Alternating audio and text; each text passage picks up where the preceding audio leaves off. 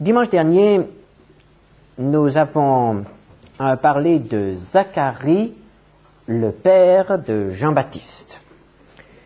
Et nous avons rencontré là un homme qui, au moment où Dieu exauce sa prière, n'a plus la force ni le courage de croire. Mais, heureusement, par la grâce du Seigneur, la foi a jailli de nouveau et lui a ouvert la bouche. Et je pense que cette semaine, vous avez réfléchi à ces choses et qu'à certains moments, vous avez aussi ouvert la bouche par la foi. Et ce matin, je vous propose, toujours dans cette période de Noël, de faire un peu meilleure connaissance avec un homme qui est très connu, mais qui est mal connu. Joseph, l'époux de Marie. Matthieu 1, versets 18 à 25. Matthieu, chapitre 1er, versets 18 à 25. Voici de quelle manière arriva la naissance de Jésus-Christ. Marie, sa mère, ayant été fiancée à Joseph, se trouva enceinte par la vertu du Saint-Esprit avant qu'ils eussent habité ensemble. Joseph, son époux, qui était un homme de bien et qui ne voulait pas la diffamer, se proposa de rompre secrètement avec elle. Comme il y pensait, voici, un ange du Seigneur lui apparut en songe et dit, « Joseph, fils de David, ne crains pas de prendre avec toi Marie, ta femme, car l'enfant qu'elle a conçu vient du Saint-Esprit. Elle enfantera un fils, et tu lui donneras le nom de Jésus. C'est lui qui sauvera son peuple de ses péchés. » Tout cela arriva afin que s'accomplisse ce que le Seigneur avait annoncé par le prophète. « Voici, la Vierge sera enceinte, elle enfantera un fils, et on lui donnera le nom d'Emmanuel, ce qui signifie Dieu avec nous. » Joseph s'étant réveillé, fit ce que l'ange du Seigneur lui avait ordonné, et il prit sa femme avec lui, mais il ne la connut point jusqu'à ce qu'elle eût enfanté un fils, auquel il donna le nom de Jésus. C'est surtout dans l'évangile de Matthieu que nous trouvons des renseignements concernant Joseph. L'évangéliste Luc s'intéresse plutôt à Marie. C'est Matthieu qui nous parle de Joseph. Pourquoi Matthieu? Parce que l'évangile de Matthieu s'adresse aux Juifs. Et pour les Juifs, il était très important de savoir que Jésus était, par son père nourricier, le descendant direct de David, le roi. Cela était très important en ce qui concerne le Messie. Et pour Luc, qui nous présente plutôt Jésus comme l'homme, Dieu devenu homme, et qui s'adresse aux Grecs, aux païens, il est plus important de connaître l'histoire de la mère. C'est ainsi que nous trouvons l'histoire du père nourricier de Joseph dans l'évangile de Matthieu, et chez Luc seulement quelques allusions à cet homme. Ici, que nous est-il dit de Joseph? Il nous est dit au verset 19, Joseph était un homme de bien. Et cela nous est dit à l'occasion d'une décision extrêmement importante et difficile à prendre pour cet homme. En effet, Joseph, nous est-il dit, était fiancé. Joseph avait une fiancée. Elle s'appelait Marie. Elle était, elle aussi, descendante de David. Et comme nous le savons, elle a été visitée par l'ange Gabriel, qui lui a annoncé qu'elle allait devenir la mère du Sauveur des hommes, la mère du Messie. Elle allait devenir la mère du Fils de Dieu qui s'est incarné, qui est devenu un homme. Et cela par l'effet d'un miracle, d'une intervention directe de Dieu. La Bible nous dit que Jésus n'est pas un homme comme les autres. Il n'a pas de père humain. Il a été conçu par le Saint-Esprit. Marie a reçu ce message et comme elle est une jeune fille croyante, soumise, elle accepte cela du Seigneur et elle dit que ta volonté soit faite, tout en sachant que ce fait risquait de bouleverser tous ses projets et même mettait sa vie en danger. En a-t-elle parlé à son fiancé? Je pense qu'elle n'en a pas parlé. Du moins, pas aussitôt. Car nous lisons dans Luc, chapitre 1er, verset 39, tout de suite après le récit de l'Annonciation, au verset 39, « Dans ce même temps, Marie se leva et s'en alla en hâte vers les montagnes, dans une ville de Juda. Et elle va rejoindre là sa cousine Élisabeth, la mère de Jean-Baptiste.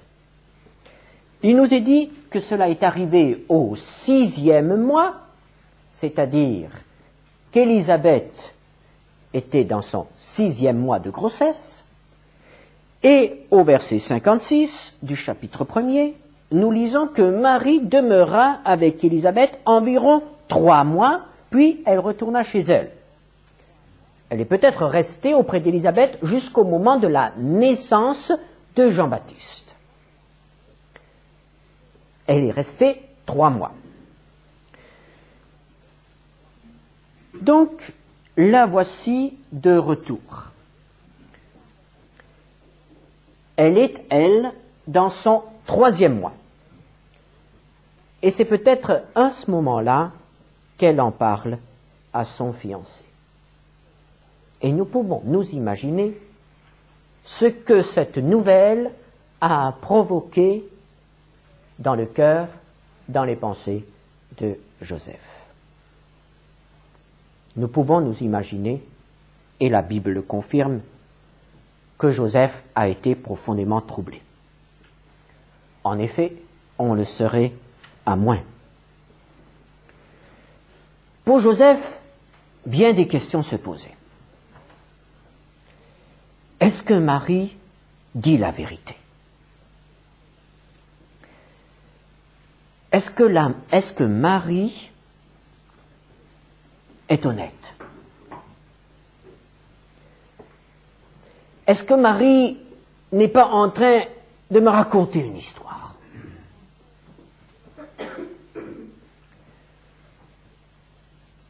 Et Joseph pouvait se poser des questions. À cette époque-là, une jeune fiancée qui se trouvait enceinte était punie de mort.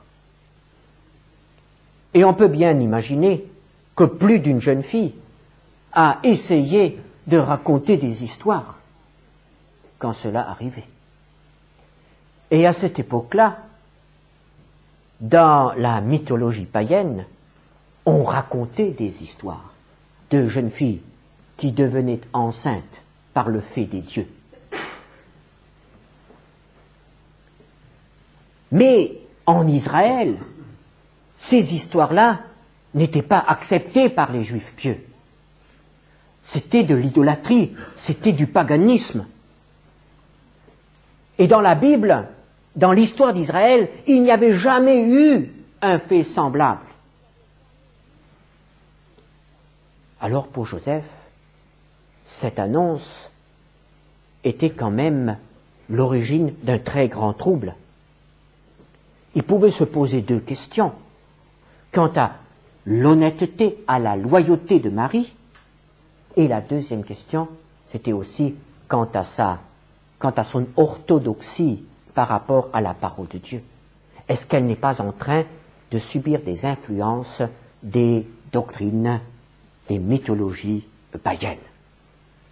Et il est troublé. Que faire? C'est à lui de décider. Il est le fiancé. Il doit prendre une décision. Et nous pouvons nous imaginer qu'il a prié. Nous pouvons nous imaginer qu'il a bien pesé les arguments.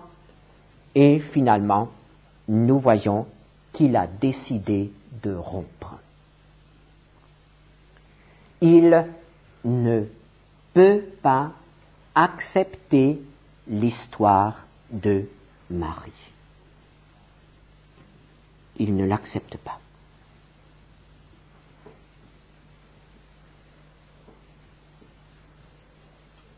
Et c'est à ce moment-là que nous lisons que dans cette décision, au moment où il décide de rompre,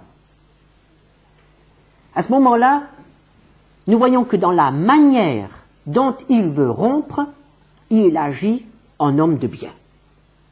Car nous venons de le lire, verset 19, Joseph, son époux, qui était un homme de bien et qui ne voulait pas la diffamer, se proposa de rompre secrètement avec elle. Il a pris sa décision. Il n'accepte pas les explications de Marie. Il décide de rompre, mais il est un homme de bien. Pourquoi est-il un homme de bien? Parce qu'il décide de ne pas la diffamer. Il décide de rompre secrètement avec elle. Essayons de voir pourquoi il est un homme de bien. À partir du moment où il rejette les explications de Marie, il met donc en doute l'honnêteté de Marie. Marie l'a trompé. Marie s'est laissée séduire par un autre homme. Et en cela, un homme est profondément vulnérable. Cela touche profondément quelqu'un. Il est blessé. Marie lui a fait un tort énorme. Il lui avait fait confiance. Il était prêt à la prendre pour femme. Et elle l'a trompé. Alors que fait un homme quand il s'aperçoit qu'il est trompé? Oh, nous le savons bien.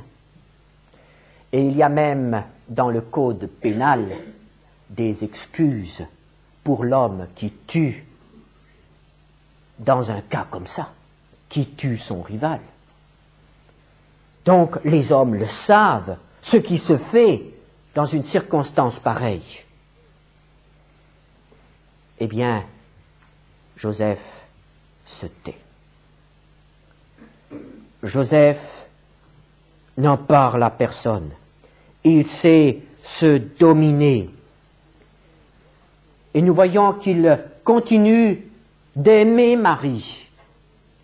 Il la respecte et il ne veut pas être à l'origine d'un tort. Il ne veut pas qu'à cause de lui, Marie souffre. Lui souffre. Elle lui a fait des torts. Elle l'a blessé profondément. Mais il ne veut pas être à l'origine de la souffrance de Marie, de celle qu'il aime.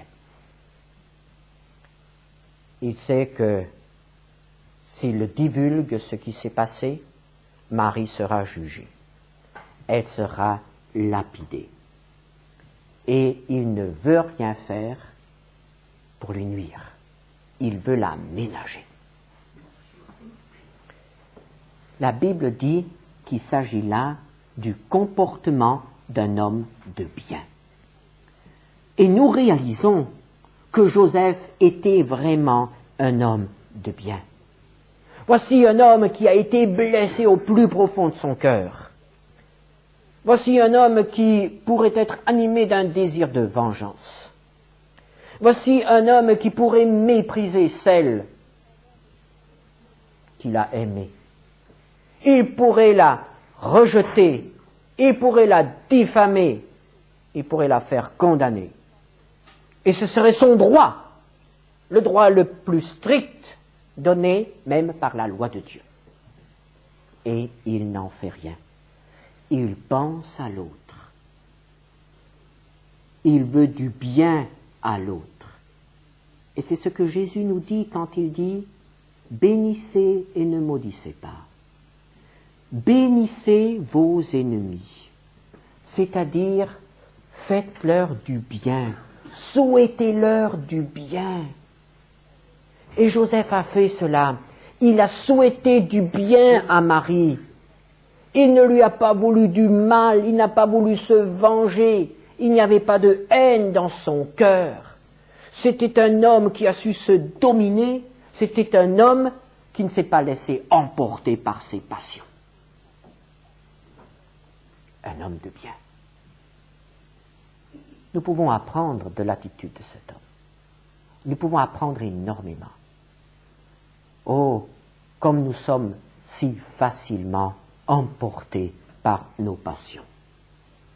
Comme si facilement nous nous sentons blessés dans nos droits, blessés par l'autre. Et nous en parlons. Nous savons si peu nous taire quand les autres nous blessent, quand les autres nous atteignent. Oh, s'il s'agissait encore de blessures profondes, mais parfois ce ne sont que des égratignures.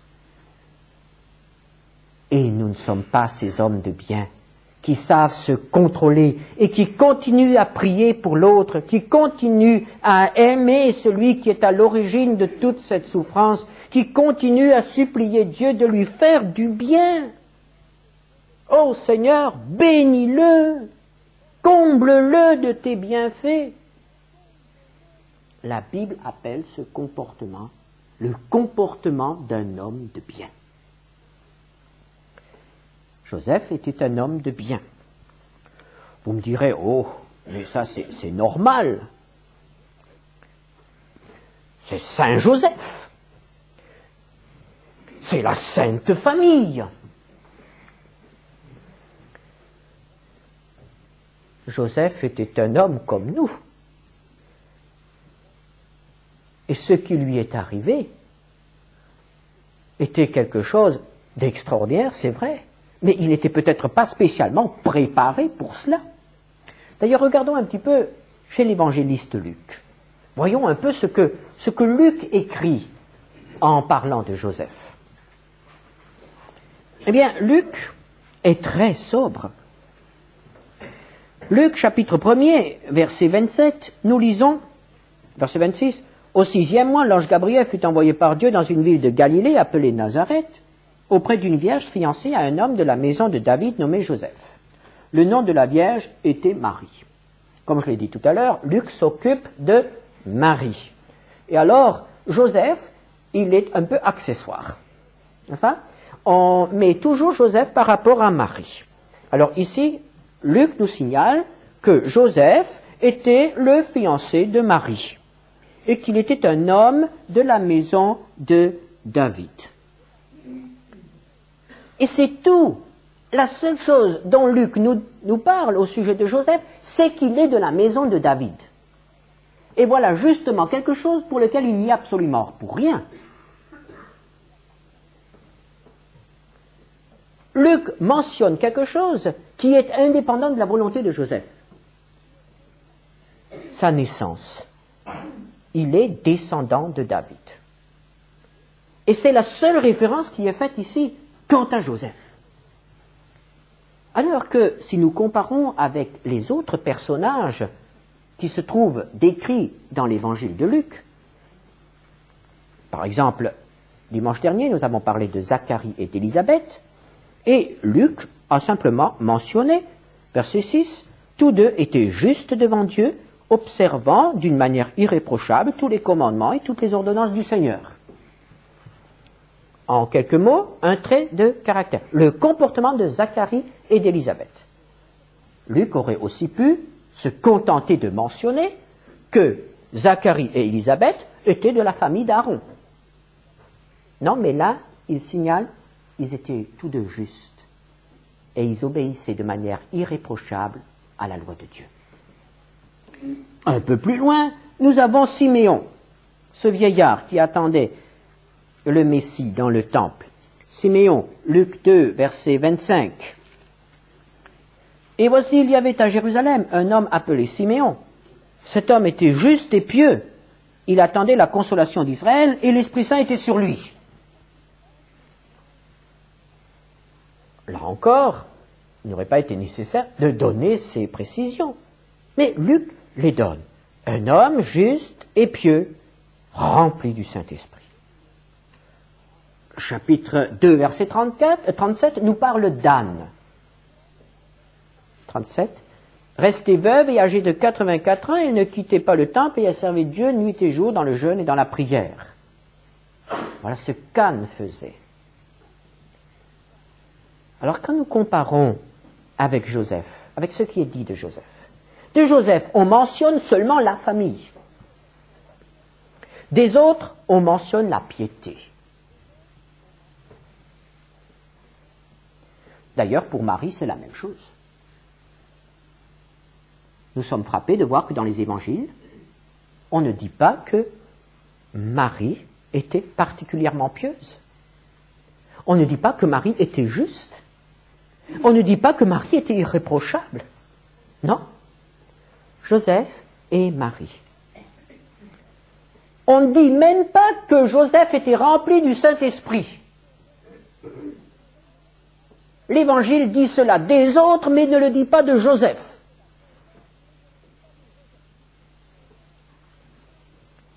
Joseph, un homme qui n'est pas irréprochable.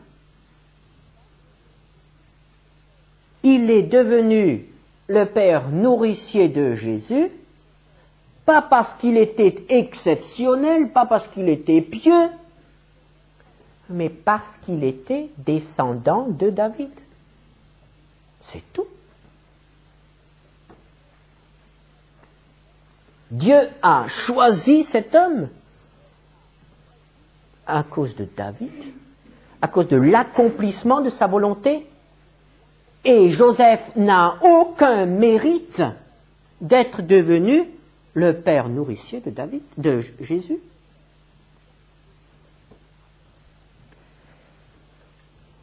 Mais il vaut quand même la peine de connaître un peu mieux Joseph.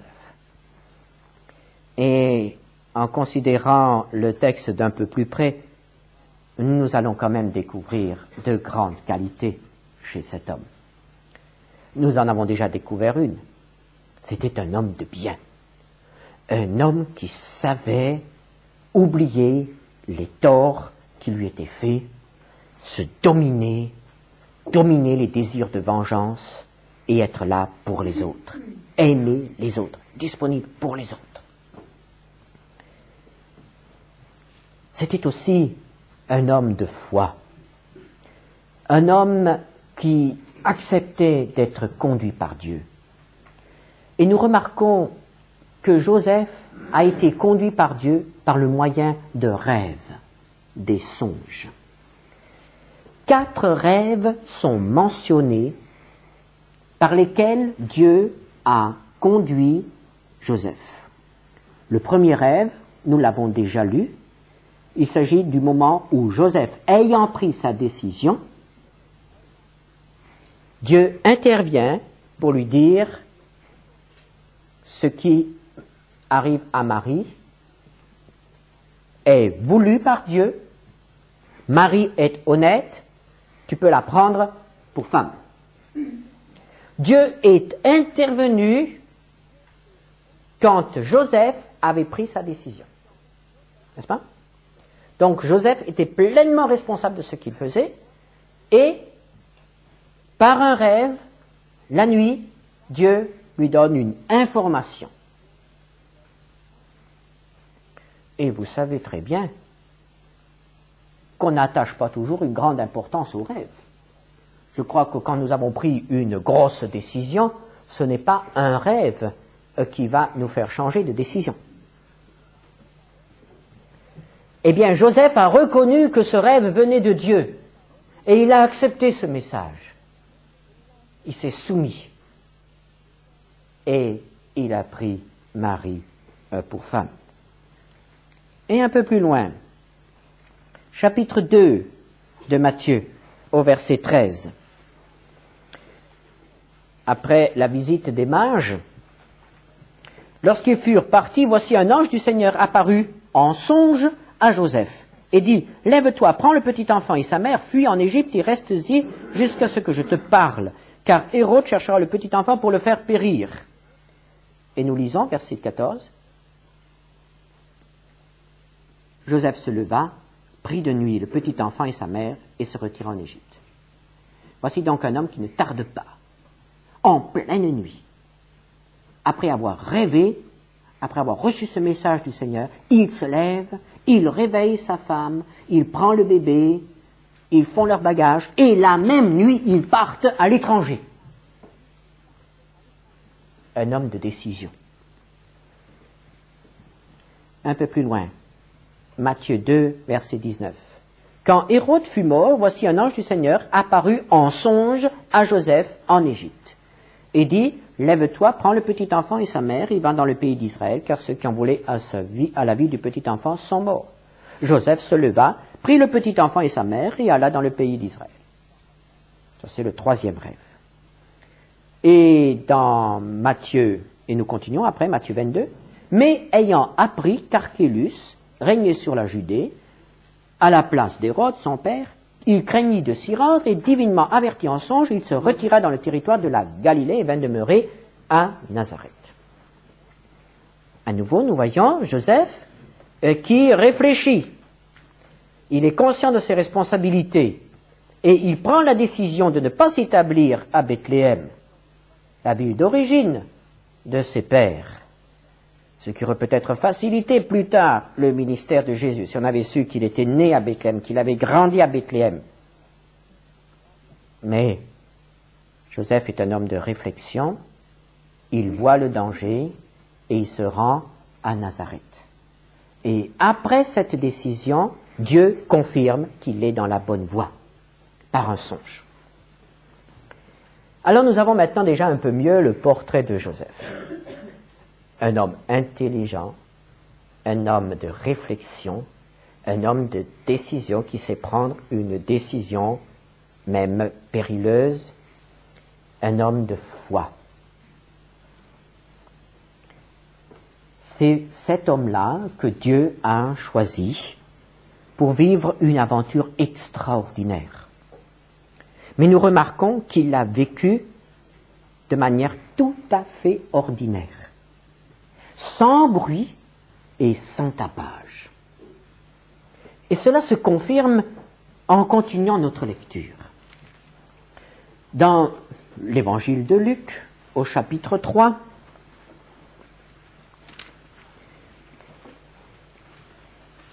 au verset 23, nous trouvons la généalogie de Jésus. Et nous lisons, « Jésus avait environ 30 ans lorsqu'il commença son ministère, étant, comme on le croyait, fils de Joseph, fils d'Élie. » Alors là, il faut dire qu'il s'agit de la généalogie de Marie.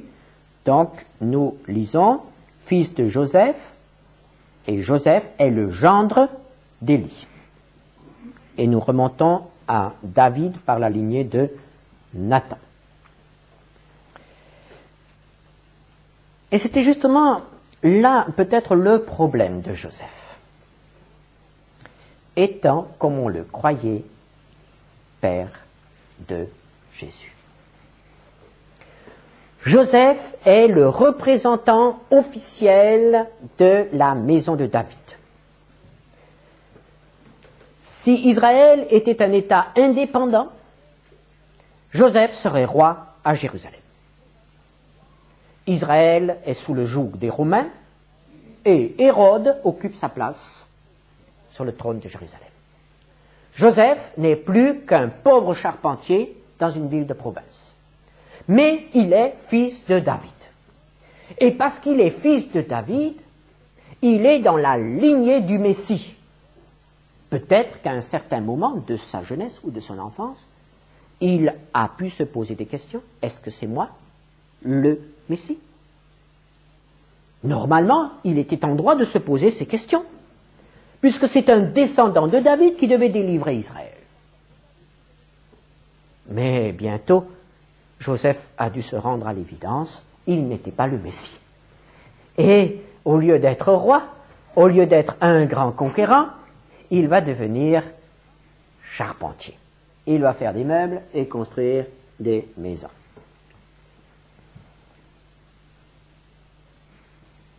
Et voici que lui, le fils de David, épouse la mère du Messie. Et ce premier enfant, ce premier garçon qui est là dans cette famille, c'est le Messie. Il est, lui, Joseph, l'héritier des rois. Il ne sera jamais roi. Et il sait que ce petit enfant qui est là devant lui sera roi. Il est le Messie. Il est fils de roi, mais il n'est pas le père du futur roi. Quelle situation! Quelle responsabilité! Il a la responsabilité d'élever, d'éduquer celui dont les prophètes ont parlé, celui qui sera le Messie, celui qui sera le libérateur de son peuple. L'ange avait dit, tu l'appelleras Jésus, c'est lui qui sauvera son peuple. Quelle responsabilité! Et il a dû faire face à cette responsabilité. Oh, je m'imagine que plus d'une fois, Joseph et Marie se sont tenus devant le Seigneur, comme de bons parents doivent se tenir devant le Seigneur pour dire, Seigneur, mais comment veux-tu que j'élève mes enfants? Comment veux-tu que j'élève Jésus? Est-ce que nous ne commettons pas des erreurs? Est-ce que nous ne sommes parfois pas injustes? Est-ce que nous lui donnons ce dont il a besoin? Nous ne sommes qu'une pauvre petite famille de charpentiers. Pour cet enfant, il faudrait les meilleurs maîtres, il faudrait les meilleurs professeurs. Que veux-tu pour lui? Ils ont dû se tenir devant Dieu plus d'une fois. Et ils ont dû en faire des erreurs. Oh, combien d'erreurs ils ont dû faire, ces parents, pour élever dans l'éducation de Jésus. Comme nous faisons des erreurs dans l'éducation de nos enfants. Mais c'est quand même moins grave. Et quand je pense au risque qu'a couru Dieu de confier l'éducation de son fils devenu homme à une famille de charpentiers, je ne sais pas si nous confierons nos enfants, l'éducation de nos enfants à une famille de charpentiers habitant au Proche-Orient dans les premières années de notre ère. Quel risque! Et pourtant Dieu le confie. Et il le confie à Joseph. Eh bien, je crois que Joseph n'a pas été écrasé par sa responsabilité. Cela n'apparaît absolument pas. Joseph est un homme équilibré et il se tient devant le Seigneur. Joseph est aussi un homme qui n'a pas parlé. Il n'a jamais raconté l'histoire de Jésus à ses amis. Jusqu'au bout, on a cru que Jésus était son fils. Jusqu'au bout. Il n'en a pas parlé.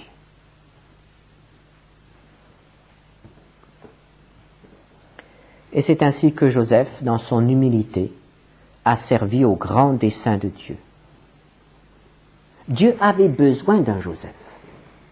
Dieu avait besoin d'un homme comme cela pour réaliser son plan de salut.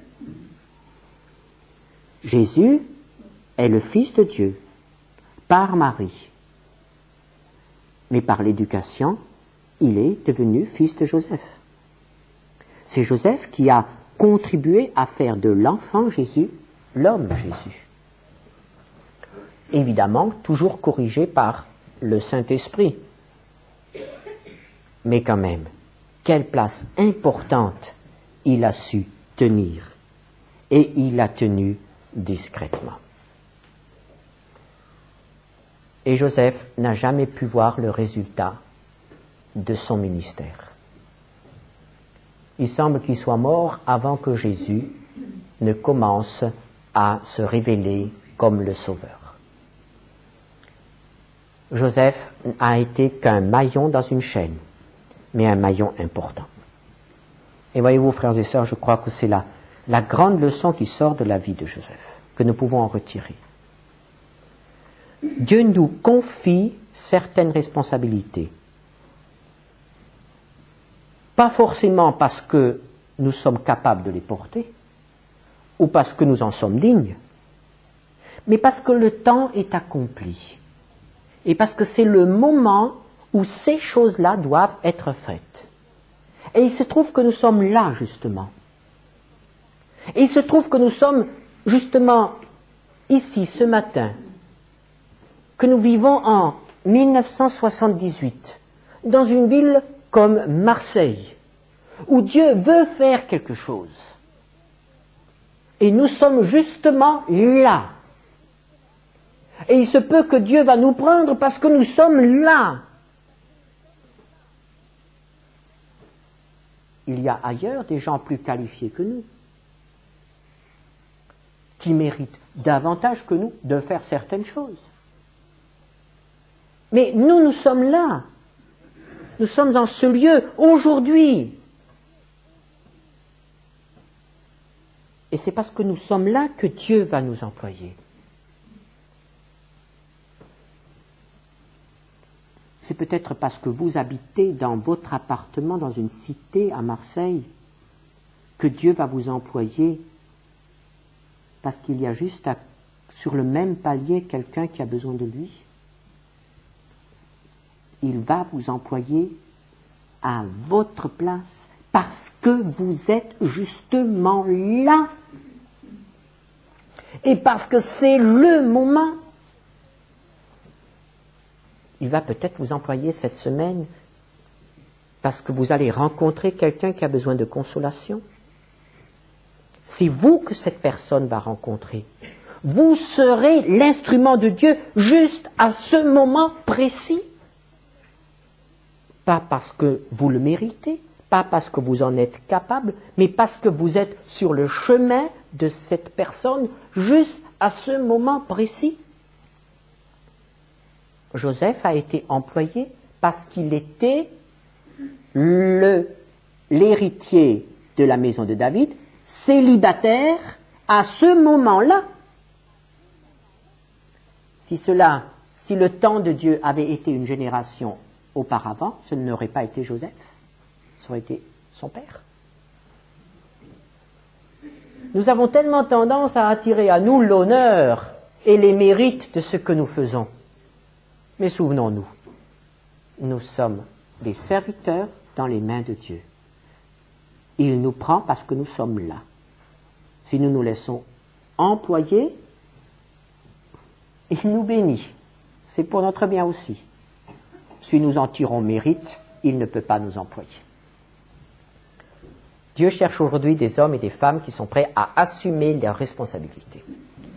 Dans l'humilité, dans la confiance, et en se taisant, en ne cherchant pas à attirer sur soi la gloire, une gloire quelconque. Joseph a été cet homme-là, et il en faut d'autres encore. Il en faut aujourd'hui. Joseph, fils de David, qui ne deviendra jamais le père du vrai fils de David. Ça, c'est l'histoire de cet homme. Que le Seigneur nous accorde la grâce de pouvoir aussi être à notre place, en notre temps, serviteur de Dieu. Amen.